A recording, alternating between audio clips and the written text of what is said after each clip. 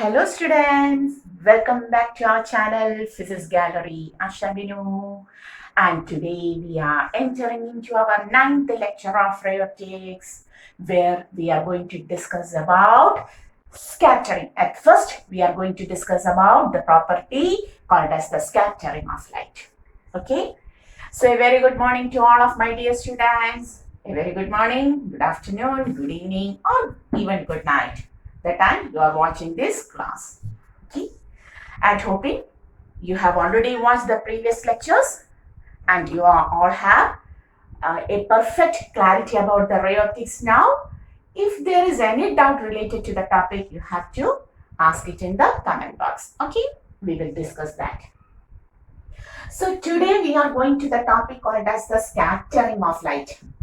It is a very small topic we have to discuss in the chapter scattering of light. Scattering means bending of light. Bending of light. And when this bending occurs, when sunlight passes through the atmosphere of Earth in order to reach the surface of Earth, this is our Earth. In order to reach the surface of our Earth, the sunlight has to travel through the atmosphere, which is a gaseous envelope, and it contains a large number of gas molecules, dust particles, air molecules, etc. Okay, therefore, when sunlight passes through the atmosphere, what happens? It cannot move like a straight line like this. What happens? It gets deviated by, for example, if we consider a ray of light, at first it reaches here, gets deviated, gets deviated, gets deviated, gets deviated, gets deviated, gets deviated, and finally reaches on the surface of Earth. That means the bending of light occurs several times before the sunlight reaches on the Earth. And who bends these light rays? The fine dust particles, the small air molecules causes scattering to the light. So, if we consider one of the dust particle, suppose a ray of light is this, and this is a very small dust particle. Okay, when the light falls on this dust particle or small air molecules, this light is absorbed by the particle. The light is absorbed by the particle.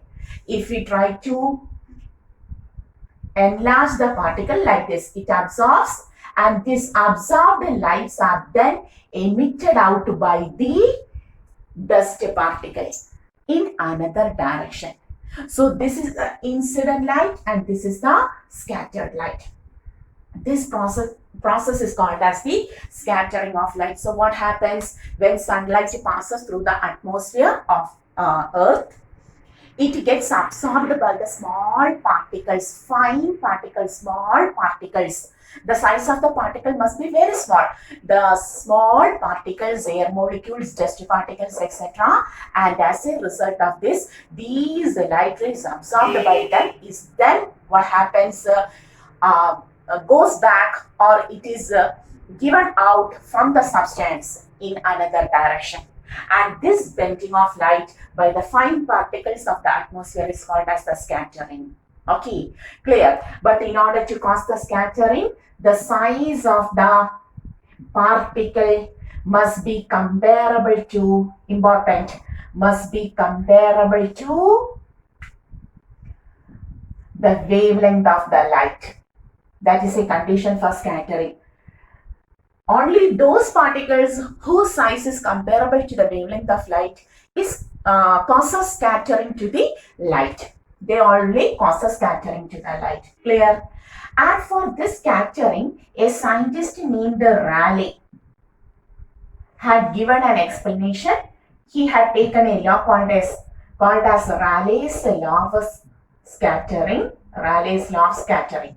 And in this law, he had said that the intensity of according to Rayleigh, the intensity of the scattered ray, is inversely proportional to the fourth power of wavelength of incident ray.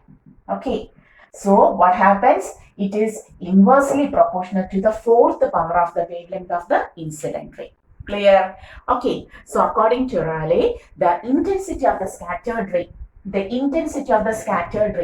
is inversely proportional to the fourth power of the wavelength of the incident ray. Clear? So what is scattering? It is just a bending of light caused by the fine particles of the atmosphere. That is, when light falls on these small particles of the atmosphere, the light is absorbed by the particle, and these particles then given out the light in another direction. And such a bending of light by the particles of the atmosphere is called as the scattering. And in order to cause the scattering, what is the condition? The size of the particle must be very small. That is, it must be comparable to the wavelength of the incident light. And a scientist named Rayleigh had given a law called as Rayleigh's law of scattering, where he proposed that the intensity of the scattered light, this is the scattered light. Okay, this is the scattered light and this is the incident light. The intensity of the scattered light will be inversely proportional to the fourth power of the wavelength of the incident light. What does it mean? It means that sunlight, which is the combination of Vigio. Sunlight is white in color. That is, the combination is Vigio, 7 colors, each having different wavelength. Among the 7 colors, the one with the lesser wavelength will have maximum intensity of scattering. And the one with the maximum wavelength will have the least intensity of scattered light. That means, among this Vigio, violet has a minimum wavelength. Violet has minimum. Violet, indigo, blue, etc. will have, we can say, violet, indigo, blue, etc. will have less wavelength and scatters maximum. And scatters maximum in the atmosphere. So that these scattered light reaches our eye earlier than the other colors, green, yellow, orange, red, etc. They have the large wavelength.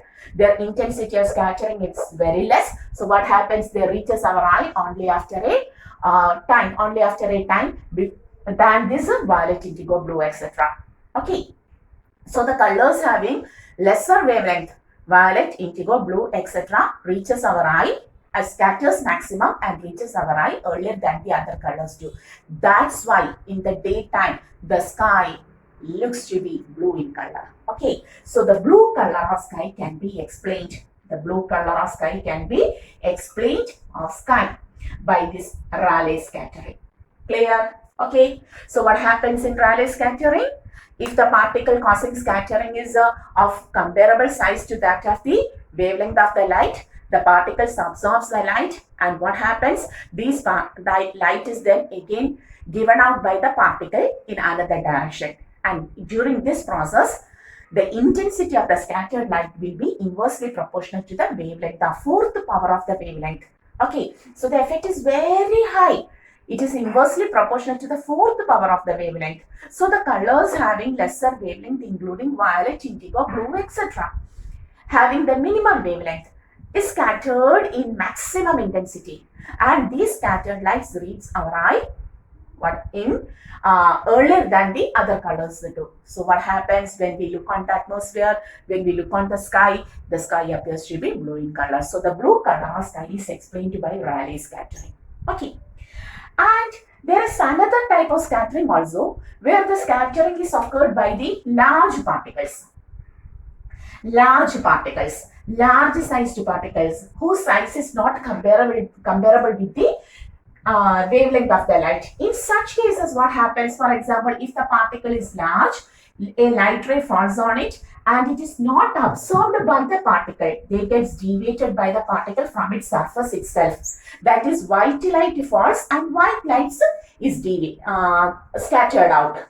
In such case, that color will be white itself, and we can say the white color of cloud.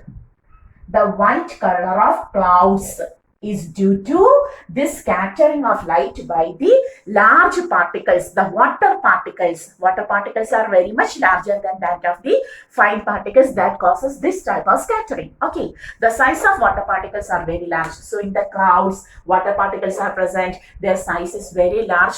in order to when we compare with that of the wavelength of the light, so what happens? White light falls on these water particles and are scattered as such, so that clouds appears in white in color. So that the clouds appears in white in color. So the blue color of sky can be explained by Rayleigh's scattering, where the scattering is occurred due to the presence of fine particles, small particles whose size is comparable to the wavelength of light.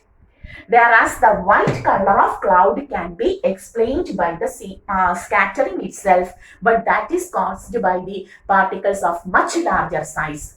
Their size is not comparable to the wavelength of the light.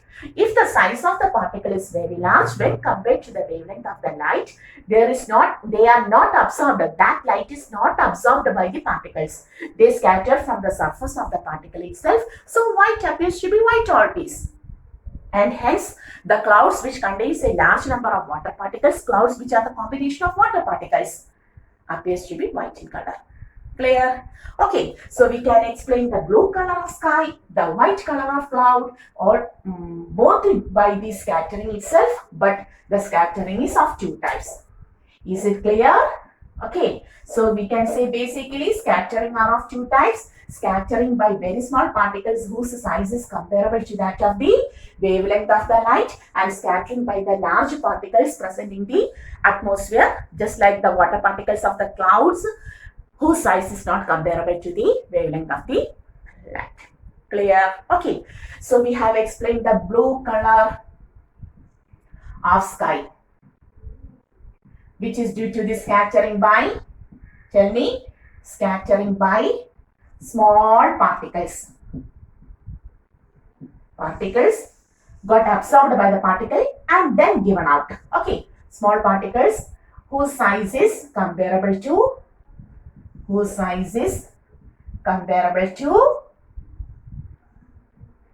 wavelength of light. Okay, there we have to apply the Rayleigh scattering. That is the intensity of scattered light. Intensity of scattered light, Rayleigh scattering. Okay, scattered light is inversely proportional to the fourth power of the wavelength of the incident light.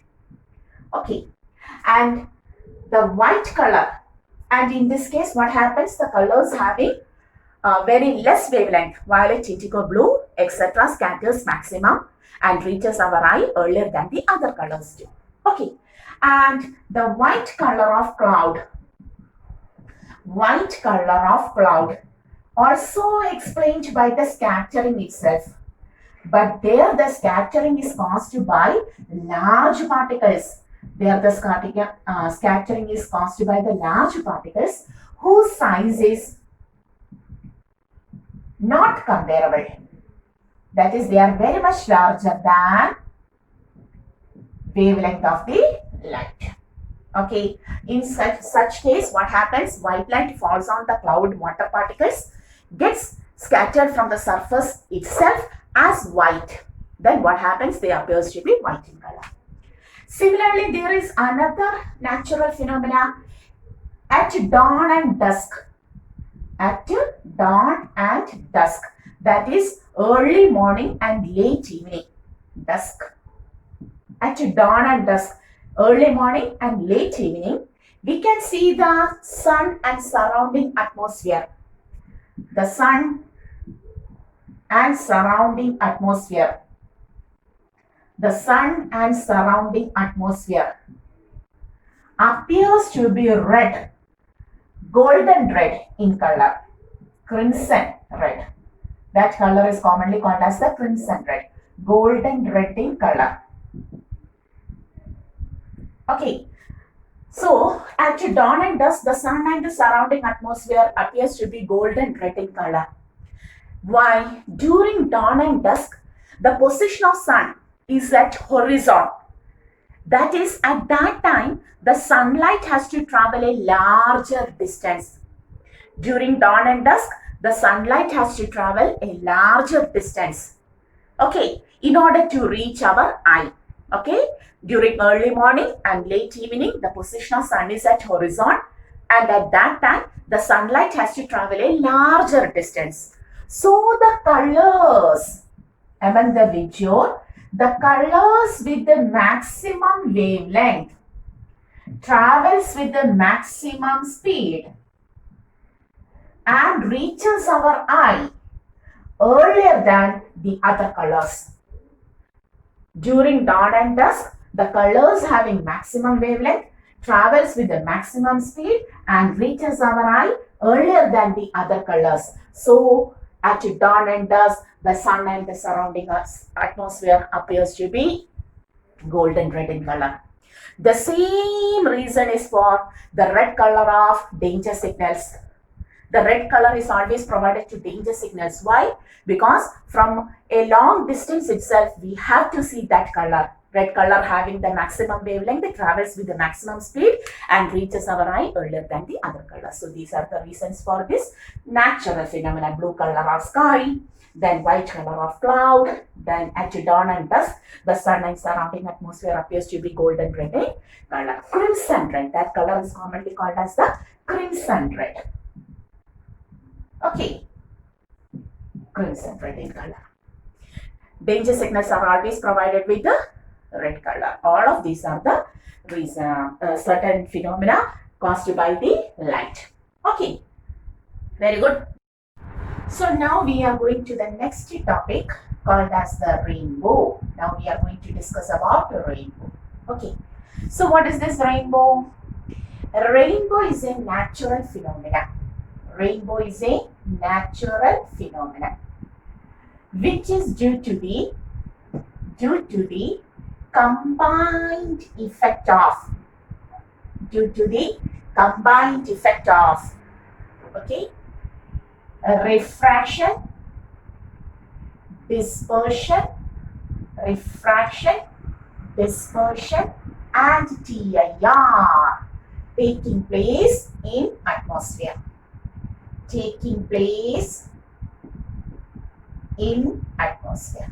So what is rainbow? Rainbow is a natural phenomena due to the combined effect of refraction of light, dispersion of light, and total internal reflection of light that taking place in atmosphere. And the next importance is that in order to view rainbow, can you see? In order to view rainbow,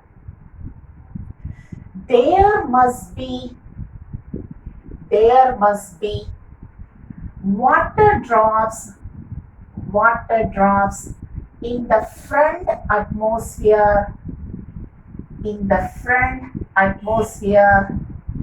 of the observer,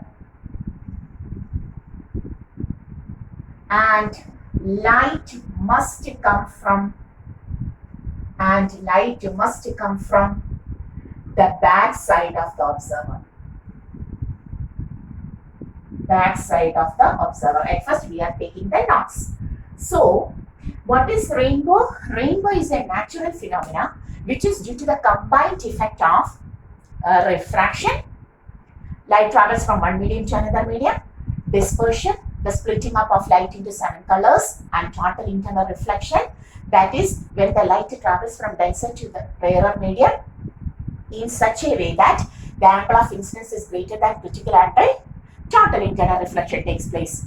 And all of these 3 phenomena combines together in the atmosphere, which results in rainbow. Okay, colorful rainbow. And the next thing is that in order to observe this rainbow, the necessary condition is that suppose I am viewing a rainbow in my front atmosphere, then there must be water drops in the front atmosphere. And sunlight must come from the back side of the observer and it enters into the water drops in the front atmosphere. Clear? To observe rainbow in the atmosphere, there must be water drops in the front. Suppose I am seeing the rainbow there must be water drops and sunlight must come from the back side of me and enters into the water in front of me. Clear? And causes rainbow. Clear? So these are the conditions for rainbow. So rainbow is a natural phenomenon due to the combined effect of, have you written this? Rainbow, a natural phenomenon due to the combined effect of refraction, dispersion, and TIR taking place in atmosphere. The next thing is that in order to view the rainbow, there must be water drops in the front atmosphere of the observer, and light must come from the back side of the observer. Okay. And another speciality is that there are two types of rainbow. How many types of rainbow are there? There are two types of rainbow.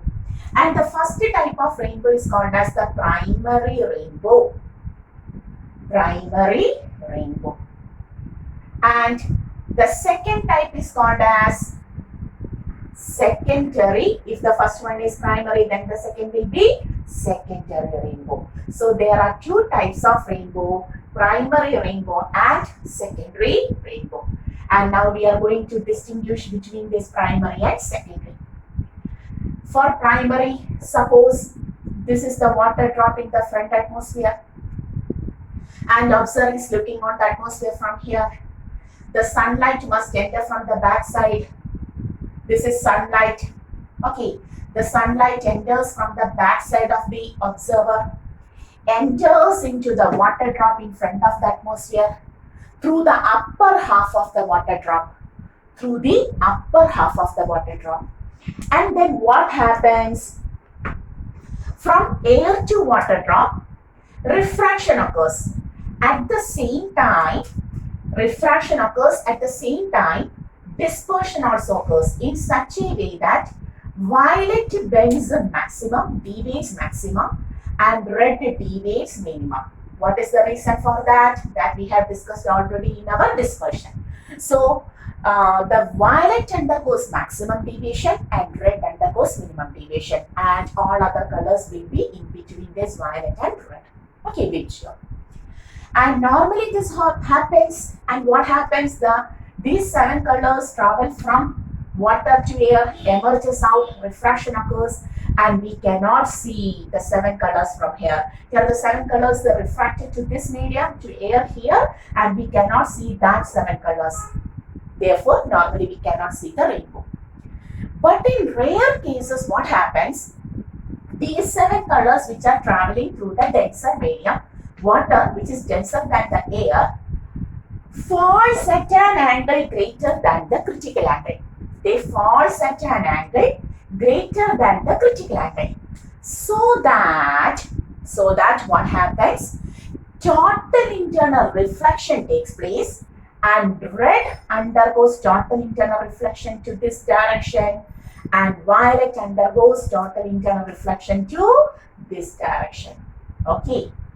Now, that is refraction from air to water drop, dispersion, total internal reflection, and now the 7 colors refracted back to the air, and finally atmospheric refraction occurs, bending of light occurs, and the 7 colors emerges out and falls into our eye, and we are looking from here, we can see the 7 colors. The 7 colors enters into our eye like this.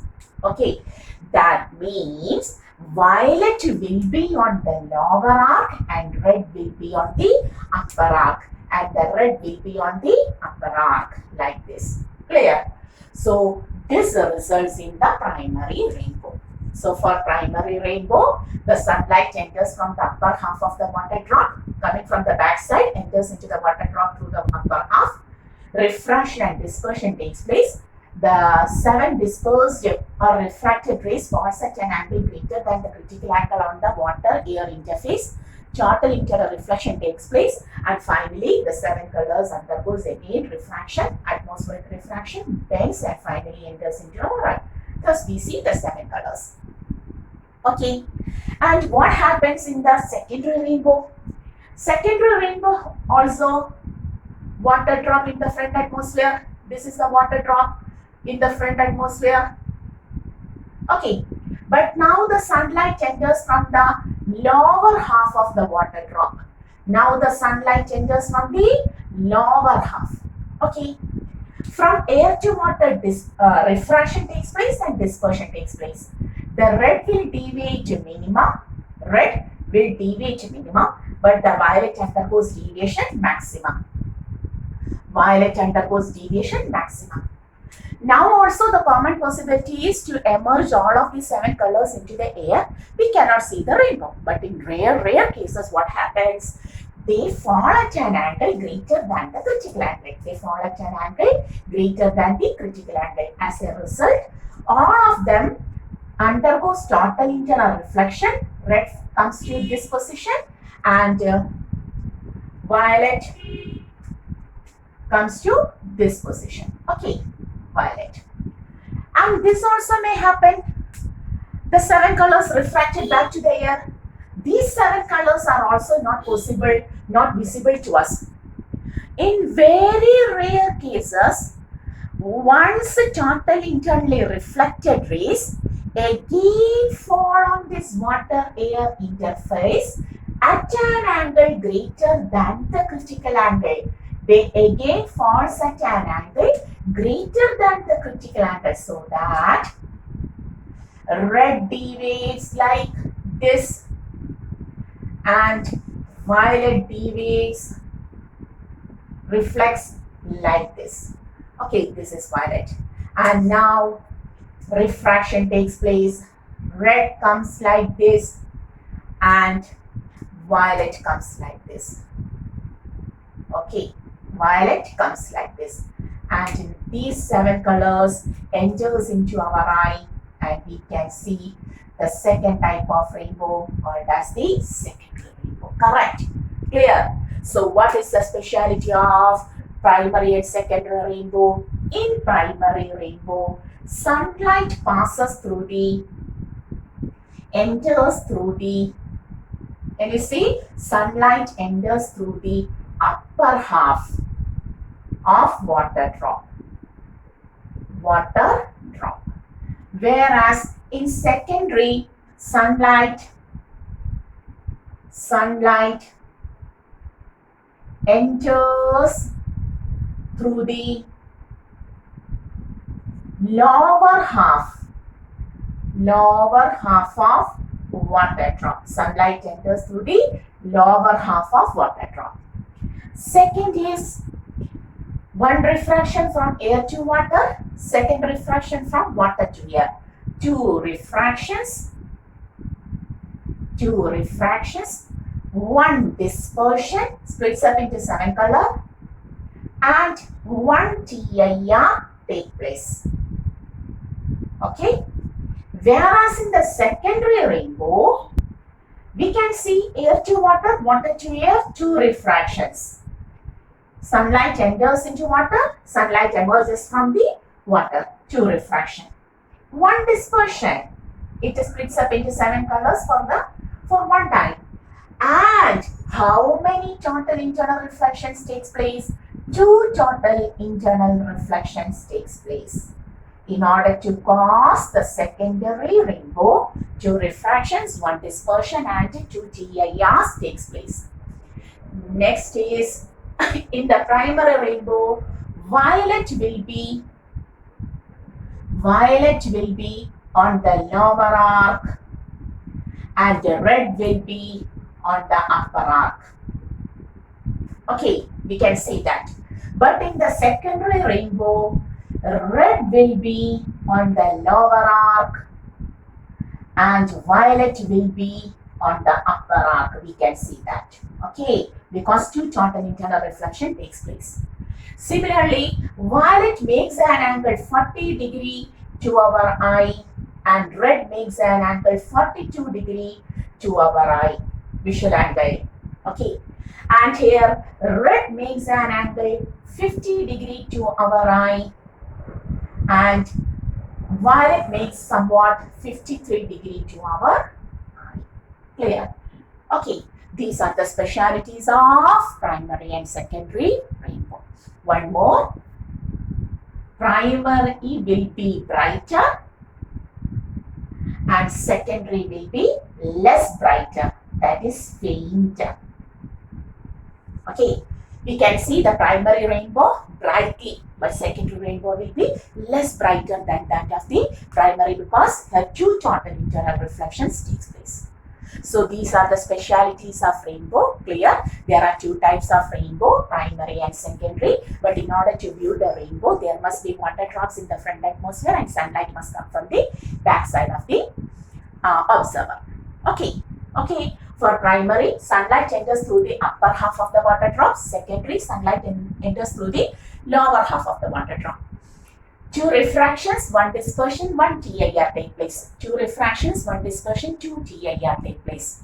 Here violet will be on the lower arc, red will be on the upper arc, making somewhat 40 to 42 degree to our eye. Here red will be on the lower arc and violet will be on the upper arc, making somewhat 50 to 53 degree to our eye. And primary will be brighter than the secondary. Okay, so sometimes we can see the primary rainbow and some other times we can see the secondary rainbow. Clear? Okay, and in very rare condition, we can see both primary and secondary. Primary will be brighter, secondary will be fainter. Primary will be on the lower side because their angle is only 40 to 42 degree. On the upper surface, we can see the secondary. Okay, so this is all about our rainbow. Understood? Okay, take the notes. Okay, so we are going to the next topic of our chapter, and the last topic of our chapter is optical instruments. So we are going to the last topic called as the optical instruments. And we have to discuss about three optical instruments in this chapter. The first one is simple microscope. Then after that, we have to go to a compound microscope. And finally, we have to take an astronomical telescope.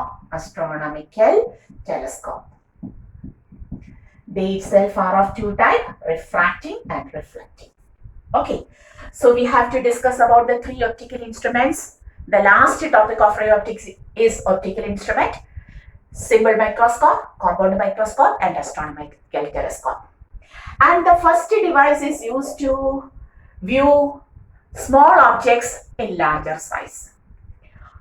That is, already that objects are observed with our naked eye. We can see that. But in order to see its a larger size image, we will use a simple microscope.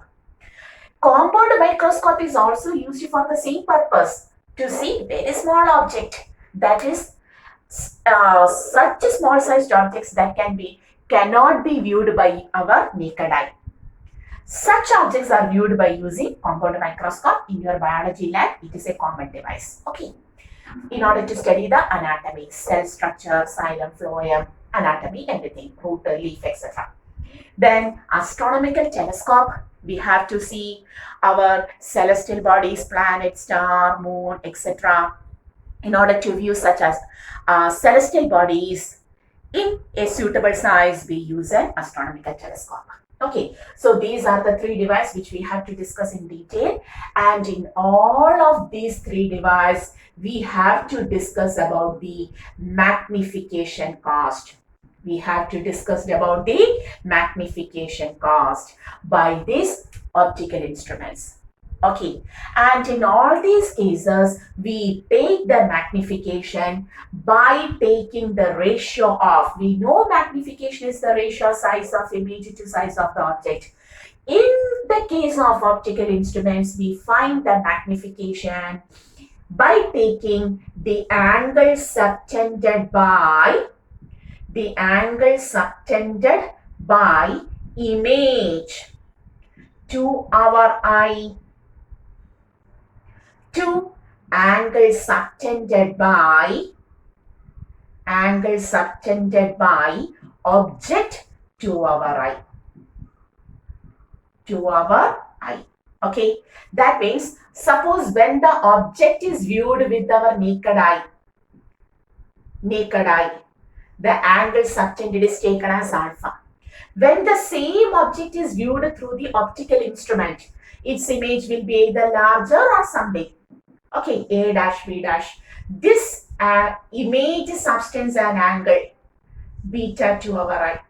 So the ratio of beta to alpha where beta is the angle subtended by image to our eye and alpha is the angle subtended by the object to our eye. Okay, and this angle is also called as the visual angle. This angle is also called as the visual angle. Okay, so what is visual angle? The angle subtended by an object to our eye is called as the visual angle. Clear?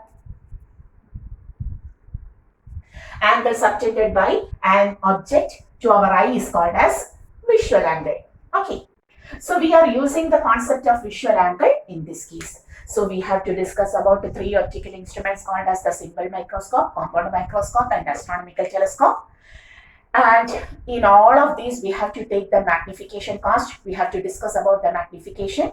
And in all cases, we take the magnification as the size of image to size of object by taking the angle subtended by the image to our eye to the angle subtended by the object to our eye. That is beta by alpha. So what is alpha? Visual angle subtended by the object to our eye. And what is beta? The visual angle subtended by the image to our eye. Okay. So these are the specialties. And the next thing is that in order to view an object, there is a smallest distance where the object is placed so that it can be seen clearly. And that smallest distance at which an object is placed so that it can be viewed with our eye clearly is called as the near point of eye. Near point of eye. And it is also called as the least distance of distinct vision. Least distance of distinctive vision, clear vision. And normally for a human eye, it is taken to be represented by the letter capital D and it is taken to be 25 centimeter. There will be small variation for each and every human eye, but an average value is taken as 25 centimeter. Okay, so what is near point or least distance of distinct vision? It is the minimum distance at which an object is. So suppose I want to read the letters on my pen.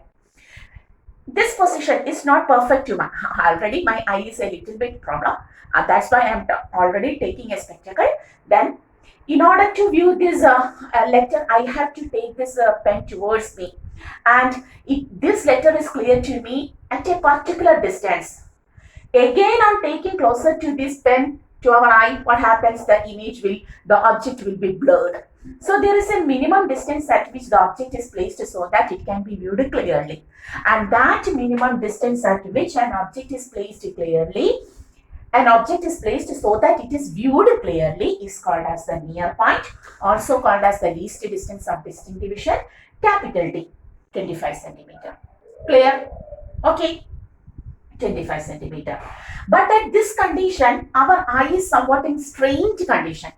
We can see the object clearly, but our eye is in the strained condition. So the near point is commonly called as the strained condition of our eye. Strained condition of our eye. Okay. And now we are going to discuss about the far point of eye. So what is far point? It is the distance at which, the maximum distance at which an object is placed so that we can see that object clearly. We can see that object without any strain to our eye. And that is called as the far point. The far point of eye is commonly taken as infinity. What is this? Infinity. It is commonly taken as infinity. On seeing the sun at sunset, is there any strain to our eye? We are going to a beach and we are seeing the sunset. It is a very relaxed condition. We can see up to infinity relaxedly. And that condition is called as the relaxed condition of eye.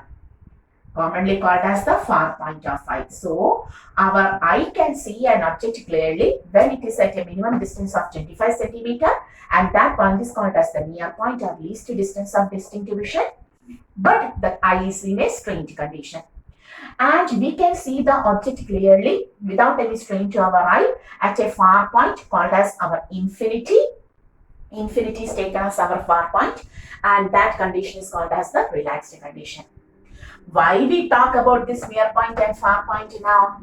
Because in these three optical instruments, we have to find out the magnification by taking beta by alpha both in near point. You have to find the magnification produced by this symbol, compound, and microscopes and astronomical telescope, both in near point and in far point. That is our topic. That is the topic we have to discuss. So we have to discuss about the three optical instruments. In all of these three optical instruments, we have to find the magnification caused by the instrument. And separately, we have to find what is the magnification when the image is formed at our near point, when the image is formed at our far point. So this is the topic related to our optical instrument. Clear? So we are going to start the first one called as the simple microscope.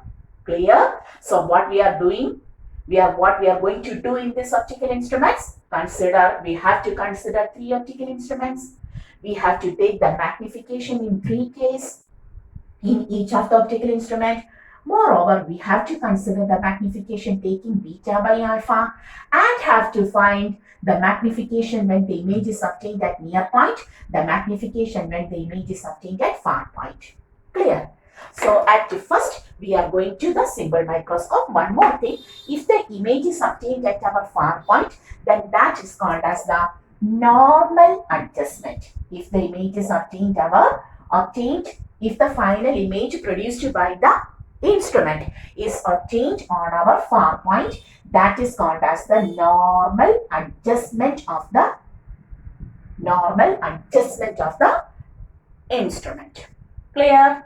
Okay. So at first we are going to take our simple microscope. The first instrument we have to discuss is our simple microscope. Okay. So what is a simple microscope? It is simply a magnifying lens. It is simply a magnifying lens. Okay, so the first one is simple microscope. Okay, it is simply a magnifying lens.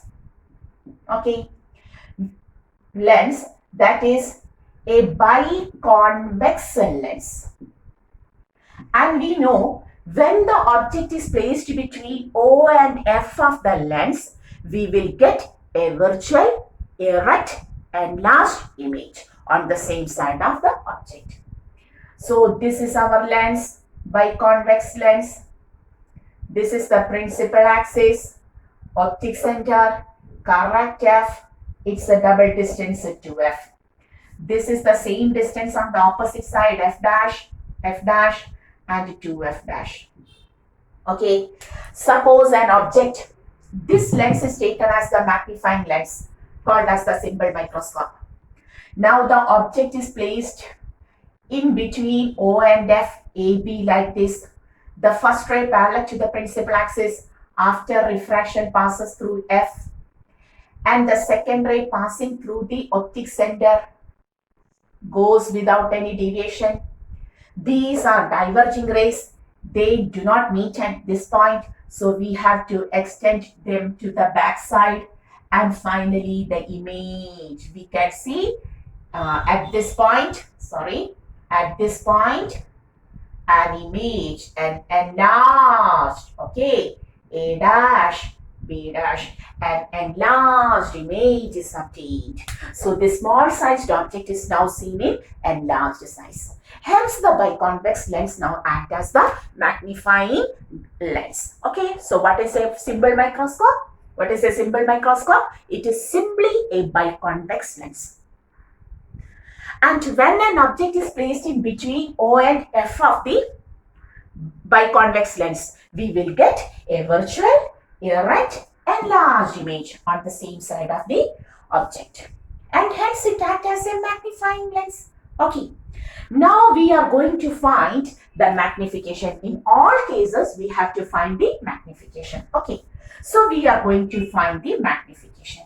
And we know magnification is the ratio of angles subtended by the image to angles subtended by the object, beta by alpha. That means when we look, our eye is placed here. When we look on this object by using the lens, we can see this much large image. Therefore, we can say this angle is the angle subtended by This is the angle subtended by image to our eye. Our eye will be placed here. We are looking through the lens from here. So our eye is placed here. This is the position of our eye. Okay. We are seeing the object like this. Okay. Clear? So this is angle beta. So what is beta here? We can say beta AB by this or A dash B dash by this. Taking tan beta, beta is very small, so tan beta can be taken as beta. Angle is equal to arc length A dash B dash by, this is the objective distance U. So A dash B dash by U. So we got the beta and now we want alpha. What is alpha? Alpha is the visual angle subtended by the object to our eye. That means, suppose the same object AB. This is our object AB. The object AB is viewed with our naked eye. Okay. By placing the object at our near point. That means, if you want to see this object, where you place that? Automatically you place this object at your near point where it is seen without any strain to our eye. So the object is now placed, the real object is now placed in front of our eye at a distance where we can see that object without any strain. That is our near point. Then the angle subtended to our eye is called as the alpha. That angle is called as the alpha. Therefore, we can write alpha is equal to AB by, here also it was beta. We have taken this distance U. So you have to take this as AB. AB by U. Similarly, here also AB by B. Clear? Once more.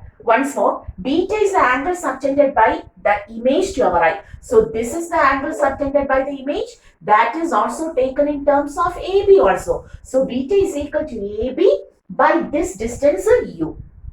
Objective distance U. So AB by U. And what about angle alpha? It is the angle subtended by the object to our naked eye when it is kept at our near point. So AB by D. D is the near point, least distance of distinct vision.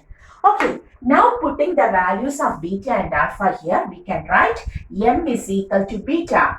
Beta is equal to AB by U divided by alpha, AB by D. You can write, now we can write M is equal to AB cancelling. Now the equation becomes 1 by U divided by 1 by D. Therefore, magnification becomes D by U. This is the first equation, the equation for the magnification caused by the lens. Simple microscope biconvex lens. Clear? And now we want the image at near point. Suppose the final image is obtained at near point. Image, we want both conditions. Image at near point. If the image is obtained at near point, then V is equal to, now we are going to the lens formula. V is equal to minus D because the image is obtained at our near point. Clear? Objective distance U is equal to minus U and focal length F is equal to plus F. So taking the lens formula 1 by F is equal to 1 by V minus 1 by U. You can write 1 by F is equal to 1 by minus D minus 1 by minus U. The equation becomes 1 by F is equal to minus 1 by D plus 1 by U, or 1 by U is equal to 1 by D plus 1 by F. Clear? 1 by D plus 1 by F. Equation number 2. Now substituting 2 in 1. So 2 in 1. We will get M is equal to D into 1 by U. That is D by U. You can write it as the D by U. Here it is 1 by U. So obtaining D by U, you have to multiply D into 1 by D plus 1 by F. Now it becomes D by D, 1, D by F. Now the magnification becomes M is equal to 1 plus D by F. So what is the magnification when the image is obtained in our near point? When the image is obtained at our near point, that is in the strained condition, magnification M is equal to 1 plus D by F. Clear? So M is equal to D by U, taking the lens formula, and when the image is formed at the near point, V becomes minus D, U is minus U, F is sign convention. Always take the lens formula by putting the sign convention. 1 by F is equal to 1 by V minus 1 by U, 1 by minus D minus of 1 by minus U, minus of minus plus, then you will get the equation for 1 by U as 1 by D plus 1 by F. There is D by U. That is D into 1 by U, 1 by D plus 1 by F. On solving, you will get magnification M is equal to 1 plus D by F. When the image is formed at our near point. Strange condition. Okay. Similarly, the same thing we have to find when the image is formed in our far point. Hoping you have taken this much of notes. Now, when the image is formed at our far point. The second case. Now we are going to the second case. The image at far point. Far point means the image is formed at infinity. But the object distance is minus U itself. Now the equation becomes 1 by F is equal to 1 by V minus 1 by U. 1 by infinity minus of 1 by U. 1 by infinity becomes 0. 0 plus 1 by U. Or 1 by U is equal to, now we can write 1 by U is equal to 1 by F. Equation number 3, substituting 3 in 1, then magnification is D by U. Now the equation becomes, U becomes 1 by U is equal to 1 by F, that is U is F. Now it becomes D by F. So what is the magnification when the object is placed at it? When the final image is obtained at infinity, 1 D plus F. Clear? When the image is formed at near point, when image at near point, magnification is equal to 1 plus D by F, and when the image is formed at image at far point, that is infinity, which is also called as normal adjustment. For normal adjustment, okay, for normal adjustment, M is equal to D by F. Clear? Clear? Take this much of notes. Okay, so once more, simple microscope. It is simply a magnifying lens, that is a biconvex lens, and we know when the object is placed in between the O and F of the lens, a virtual, erect, and large image on the same side is obtained. Clear? Okay. Clear? Then, in order to find the magnification, we have to take the visual angle subtended by the image to our eye and the visual angle subtended by the object to our eye. So, this is the image and this angle is subtended to our eye. Our eye is placed here. We have placed our eye here. Like this. Okay, we are seeing the image like this. So, this angle is the visual angle subtended by the image to our eye. So, we have to take this beta. For this beta, we will take A dash, B dash also, AB also. I am taking this small triangle AB by U. Tan beta, beta is very small, so tan beta can be taken as beta. So, we can write AB by U, AB by U. Okay, so the first one is beta is equal to AB by U. Then, in the second case, we have to take the angle, visual angle subtended by the object to our eye. When the object is placed in such a distance at which we can see it clearly, that is our near point. So now alpha becomes AB by D. Tan alpha, alpha very small, tan alpha becomes alpha, alpha is equal to AB by D. Now substituting the value of beta and alpha, M is equal to beta AB by U divided by alpha AB by D. AB cancelling 1 by U by 1 by D. Magnification becomes D by U. So this is the general equation for magnification. But we have to find the magnification separately at near point and far point. So magnification when the image is formed at near point. At first we have studied that. When the image is formed at near point, V becomes minus D. U becomes minus U. F is plus F. Putting them to the lens formula, we will get 1 by U becomes 1 by D plus 1 by f. What happens? What is that? 1 by u is equal 1 by d plus 1 by u is equal to 1 by minus 1 by d plus 1 by u is equal to 1 by f. Putting that value and solving, we will get magnification m is equal to 1 plus d by f. Clear? In the case of near point, here it was 1 by minus d. So 1 by u becomes 1 by f plus, you have written that 1 by f plus 1 by d. And solving, that is putting that value to this equation, we will get magnification m is equal to 1 plus d by f. In the second case, when the image is formed at far point, called as the relaxed eye. First one is called as the strained eye. Image at near point, strained eye. Now the image at far point, relaxed eye, normal adjustment. V becomes infinity, u is minus u, f is plus f. Solving, you will get 1 by u is equal to 1 by f. Putting it into the first equation of d by u, you will get the magnification as m is equal to d by f. So, for a simple microscope, where the object is placed between O and F, which acts as a magnifying lens, the magnification cost when the image is obtained at near point is 1 plus d by f, and the magnification cost when the image is formed at the far point is d by f. Clear? So we have completed simple microscopes. Today we are winding up the class at this topic, and in the next class we will come with compound microscope and astronomical telescope. The lecture is now also becomes a lengthy one. Okay, so we will continue the topic of compound microscope and astronomical telescope in the next class. Before that, this is our channel Physics Gallery Ashwinu. Study well, stay well, and if there is any doubt, please ask it in the comment box. See you in the next class.